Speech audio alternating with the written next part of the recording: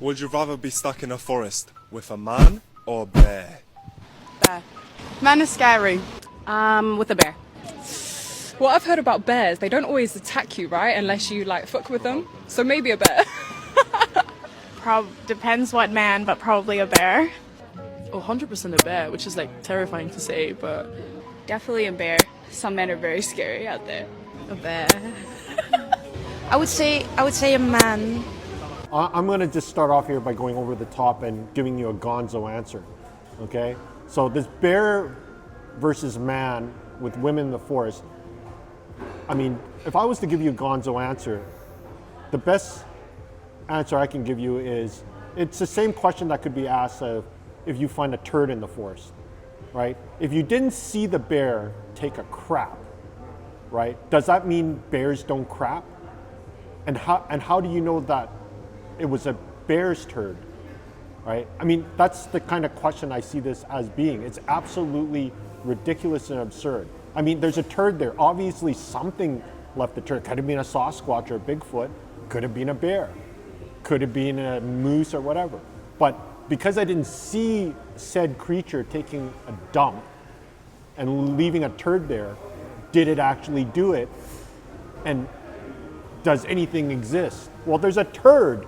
It's a piece of crap. You don't need to question how it got there. It's a turd. Well, this is the same type of question, because alluding to what you were saying about feminism, right? Institutional feminism and women's dread and their worst existential dread, which has to do, they've been cultivated over probably the span of about 40 to 60 years, that men are to be feared rather than respected. So they pick the bear. But any, red-blooded male that has any sense or common sense or rationale would say, no, that's a wild animal. I don't know what wild animals will do. They could fly off the handle at any given moment. They're wild. They go by instinct. You would trust that over a person that has cognition and consciousness and rationale that can be negotiated? You can't negotiate with a bear. You may be able to sort of negotiate with it if you had a shotgun flamethrower or a big giant Bowie hunting knife, and maybe you'll come out of it unscathed, maybe. So that's what I'm saying to you. This is like a Gonzo question, right? Yeah. It's eliciting a weird sort of existential response. Yeah. Okay, so the way I look at the problem is that you look at both extreme sides. You just see how stupid the question really becomes when you look at the two extremes. So let's just say you get the best outcome possible. So in the male situation, it's essentially 99% of the population, where it's your average everyday invisible guy. So it's the guy who serves you the barista at the Starbucks. It's the guy who works behind the counter at McDonald's. It's the guy who is your banker. The guy who pushes the shopping carts at Walmart, and the construction guy that's on the 40 stories up in the air. It's the cement truck driver. It's your Uber driver. All these people they're absolutely invisible to women, right? Because they don't meet any of the criteria of being the 666 or anything like that. They just totally ignore both people. And in that case, nothing happens, nothing occurs. So what? Pointless argument, right? Okay, and then we can also say the same thing with the bear. Let's say, we hope for the best case scenario where you stand still or make lots of noise or pretend to be a scarecrow and it goes away. It's a male bear, not a female bear. It's a Winnie the Pooh bear. It's Smokey the bear. It's a koala bear. It's a Xu Xu Ping bear. I don't know, whatever you want to say. Essentially, it's nothing, so it goes away, and so nothing happens, and it's again makes it a pointless argument. So nothing happens versus nothing happens, both best case scenario. Who cares? So a useless argument. Other extreme, well, you're pretty much going to be gone, right? Bears and maybe bears in heat. It's a female bear. It's the most aggressive bear possible. You're basically gonna be the next meal, right? Subsequently, the same situation. Let's pick the worst people that are in the human population, whatever, cannibals or whatever. Okay, sure, fine, all right. End result, you're toast. So what? Pointless argument, right? Now, I can see how they are going to gerrymander the question and sort of, weigh, well, I want the best result in the bear and the worst result in the man, and just, create fear and, this is, and kind of miscue the percentages in that way, so it allows them to work in their angle, their agenda, and worry that way without actually using any logic or any percentages, no data. But you know what it's cultivating? It's cultivating a victim mentality. Yes. Because most guys were like, no, that's a fucking grizzly. That's a fucking brown bear. That's a fucking like moose in heat in springtime. Get the fuck away from that thing. Yeah. But really, you're gonna go and towards that versus somebody that can be negotiated with, right? There's a cultural, social mores that's involved with the dynamic of dealing with that individual versus a wild animal. Exactly. So it basically becomes a question that's basically been hijacked by the feminists in order to drive their hatred towards men and whatnot, right? Because even if you replaced it with something else, it becomes irrelevant that it is actually a bear, right? They just want to put out something that basically it could be anything really. It could be like a bird for all we but people will always pick the bird, right? Because as long as it's not the man, it's got to be the bird. Could be a squirrel or something, right? Could be the Vorpal bunnies or something for all we know, right? Well, like, for example, if you had a choice of picking a bear that is rabid and has blood in its mouth, and this man that looks exactly like, I don't know, Henry Cavill from Superman, dressed up in a suit. Or no, he's naked, right? Lying by a bottle of wine with angelic music playing, right? And there's a nice big giant king-size bed with 20,000 thread count sheets, right? And it's silk. Which one would you pick? Thank you. Right? Yeah. It's such a it's like when you take it to that level of absurdity, it's almost like, God, like, I just want to leave the human race. It's like, this is ridiculous. As your brain cells just stop functioning. Yeah, exactly. I mean, that's what it's really proving is how it's like it's separating the congenital idiots from, the apex predators, right? Yeah, exactly. Since the logical conclusions, don't serve to fit and doesn't make viral videos, we have to gerrymander the question and put our own sort of agenda into the question and reword it in such a way that it serves our purpose.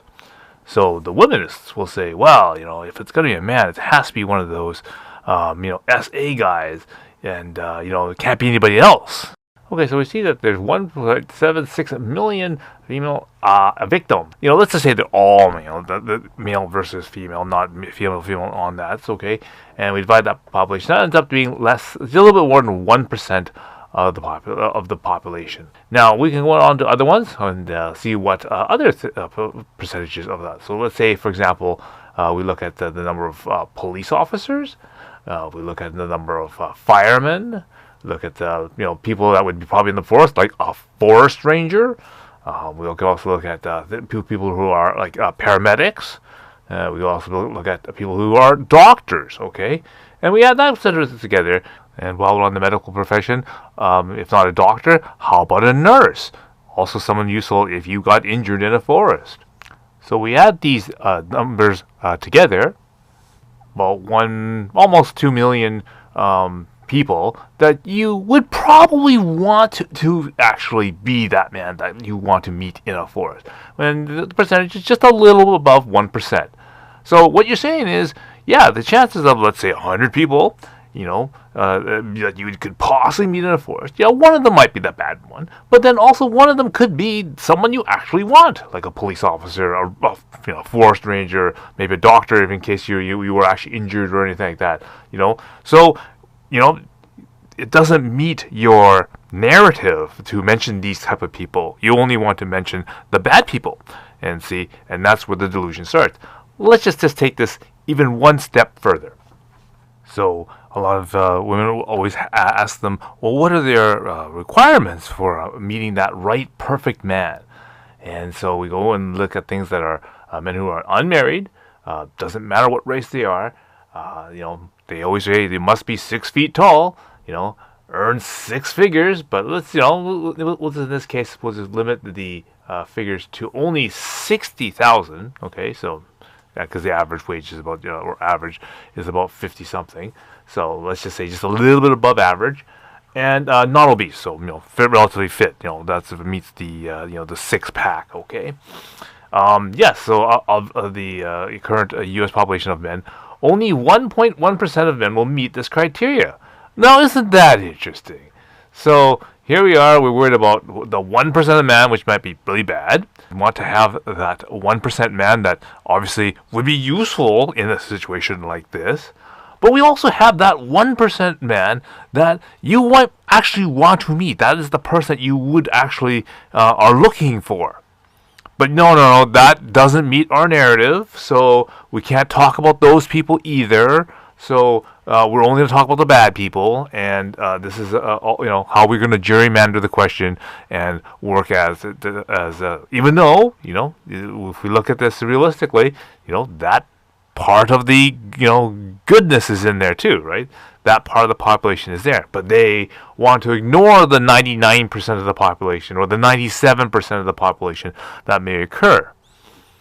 The probability and odds that between realistically what you're going to encounter on a daily life, how often is a woman going to encounter a bear in their daily life versus a man? Yeah. Right? And their fear is about something. So basically what they're saying is every day they're living in fear.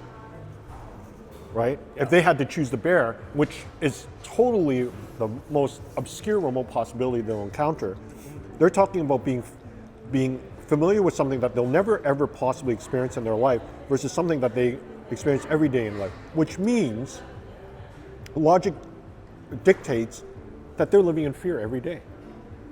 Well, if that's the case, then why aren't women ducking out and avoiding everybody? No male should ever approach a woman in a parking lot. Ever.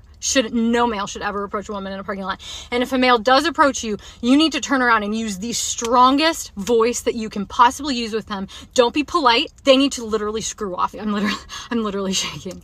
So this guy, I am alone with my son, by myself, a woman, and a male approached me in a parking lot. He's, "Excuse me, miss," and I don't know why in the hell he was approaching me or what he was trying to do. And before he was probably 30 feet from me when he said, "Excuse me, ma'am." And I turned around and I literally yelled at him and I said, "Do not approach me." And he immediately started going in the other direction. And I just kept saying it over and over and over. I said, "Do not approach me. Do not approach me." Where are all the good men? Where are all the good men? Where are all the good men? Where are the men? What happened? So basically, as Richard would say, they're producing the equivalent of a female incel, or you want to call them a femcel or whatever. They're just basically going to, be living in fear, building a bubble or a wall around them, not letting anyone in, be a Karen or whatever it happens to be. And, they're just going to add to the statistic of the number of, single childless women between the ages of 18 to 25, growing, causing a literally a loneliness pandemic. Both, not only on the female side but also on the male side too, right? Using this message to perpetuate more divide between the two sexes. Makes for great entertainment, but they're like Gonzo questions. It's like watching one of those Gonzo movies. It's like, this makes no sense, but it's fun. Okay. If that's what people want to do for clicks and likes and attention whoring and stuff like that. But I mean, it's gotten to the point where it's absolutely ridiculous. I'll make a reference that it's probably like the movie where the runaway train going down the railroad track, and the action on the train is probably absolutely ridiculous and next to impossible. But you're just waiting for the end where the train finally runs out of track, or the blown out bridge or something. You're just waiting for the disaster to happen. It's not even a disaster. It's just a statement about how sad it's gotten. When you have to pose these type of logic questions, it's actually retarded, right? I mean, when I'm saying that, I'm being kind. The other thing that probably is helping this situation is the fact that whether or not the video can go viral, and part of the thing is again based off of the algorithm what's inside the machine. Okay, so because of the workings of TikTok, if it is a approved type of leaning or message or content, then they're gonna push it out and they're gonna let it go. Doesn't matter. There's the no censorship or regulation on that, because it is of the narrative that needs to be pushed. Regardless of how damaging, incorrect, or false, or anything like that, because it's projecting the image that or the narrative that is needed. It is allowed to go through. Now, if it was just the other way around, where if it was say the genders were flipped, then that may be considered hate speech or whatever, and then it gets itself blocked and restricted, not shared, and that kind of stuff. So again, the algorithm has something to do with it too. And is that these short form videos, whether it be on TikTok or Instagram or YouTube Shorts or Facebook or whatever, Twitter, they are a hotbed for disinformation from authoritarian governments. In fact, it turns out that people are increasingly in more support of authoritarian leadership. I wonder if it coincides. Anyway, here's an example. A short-form video post covering police brutality of a Chinese policeman against a Uyghur minority in Western China was posted on Twitter, or X, or whatever you want to call it. However, there is a context feature on Twitter, which is supposed to be a fact checker of sorts. Supposed to give you context of sorts so you can make up your mind about what really happened in the post. But the context feature on this post about police brutality was hijacked by the Chinese government. And it was stated that a Taiwanese police officer, not a Chinese police officer, is the one who did the police brutality. Now, this was easily disproven, but when the fact checker context function of the app says it's not a Chinese policeman, most people who are uninformed will take it at face value. That's why the feature exists. They'll look at it and they'll move on. Blatant disinformation by the Communist government of China. Now later, when this was disproven, the majority of people who saw this context function, let's just say 80%, believe that this was a Taiwanese policeman, and they don't bother to go follow up and see that it was in fact a Communist Party of China policeman. Inherently, this is the greatest tool an authoritarian government can weaponize against the populace of America, or any other country for that matter. They can draft deliciously simple and emotionally charged videos that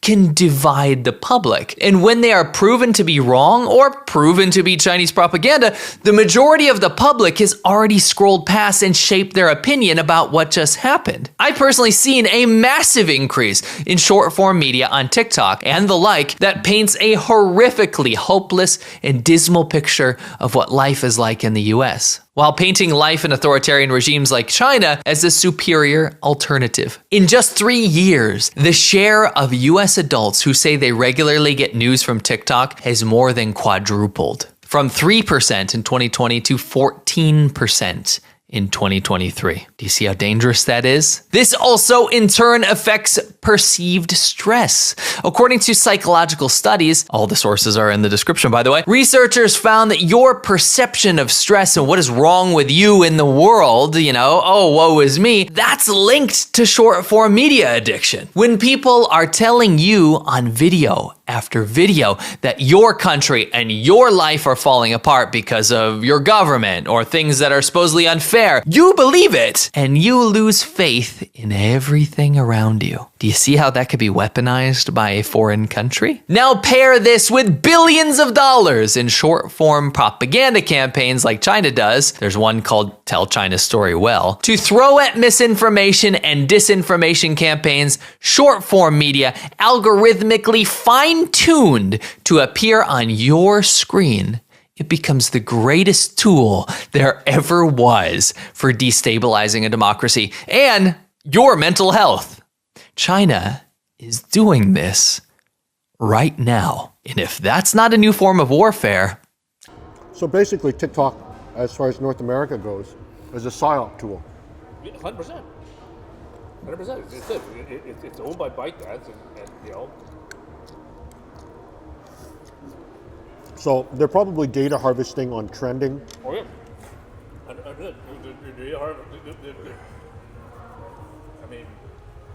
I mean, that's pretty powerful information that you can gather. Number 3, and the last point is fake education, fake quality, and fake safety. When you're scrolling through short form videos, you can often fall into this trap that you're doing something to learn, right? Oh, I'm doing something good because actually I'm learning some stuff from these videos. For example, if you watch some videos about things that teach you about animals, right? The algorithm's gonna feed you more animal education videos and you feel like you did something good for yourself. But did you? Nah. You might think you learned something, but what you may notice is that the thing that you wanted to remember to tell your friends and family after you saw it on TikTok or whatever that information was, and you're like, I gotta go tell that to my brother. That information is lost in one ear and out the other. You don't remember it because you just scroll for 2 hours after you learned it. About 200 other videos were just vying for your attention after that, so you don't remember anything. In fact, you probably only remember the videos that stimulated your brain in the dumbest ways, not the educational ones. Short form videos are sensationalist,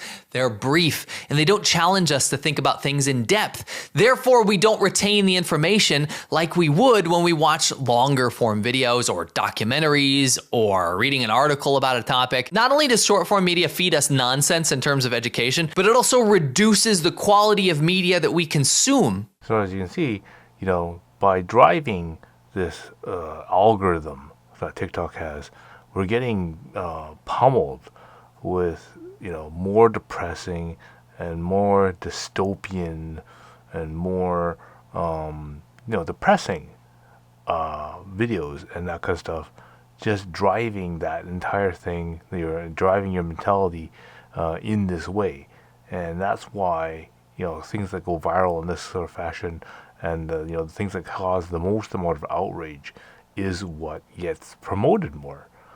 Something that is sort of benign and boring and that kind of stuff gets suppressed and doesn't get promoted, so therefore it doesn't go viral and doesn't serve the algorithm, doesn't serve the agenda, you see. So just kind of a warning on how these sort of things, and just being a little bit more informed about how these how this form of media and this thing is actually really pretty detrimental to us. This is just one way that we should be better informed and be better mindful about how you use your time. Anyway, there's more to this interview, so we'll have to continue this in part 2. So again, go below, click like and subscribe, and we'll continue with more anime talk coming up. We got more stuff with collections, that kind of stuff, so don't worry, we have more to come. Alright, so until next time, I will see you again.